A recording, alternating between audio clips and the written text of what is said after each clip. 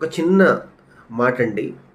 మనం ప్రతి సంవత్సరం దీపావళికని, దసరాకని, న్యూ ఇయర్‌కని చెప్పేసి మనము ఎన్నో డబ్బులు ఖర్చు పెట్టి మన పిల్లలకి ఏదో గిఫ్ట్ ఇవ్వాలని కోరుకుంటుంటాం.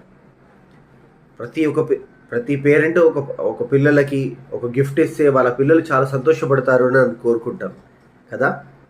కానీ అదే గిఫ్ట్ రూపంగా మనం ఒక ల్యాండ్ ఇచ్చి చూస్తే గనక వాళ్ళ భవిష్యత్తులో వాళ్ళు చదువుకున్న తర్వాత వాళ్ళ వాళ్ళ బిజినెస్ కావచ్చు, వాళ్ళ మ్యారేజ్‌కి కావచ్చు, అది పెరిగి మనం పెట్టిన దానికన్నా 10 20 పెరుగుతుంది ఫ్రెండ్స్.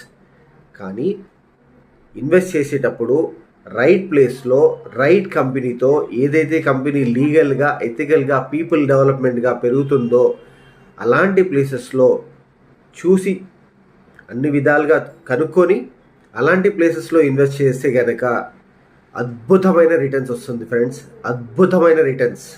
ఓకే.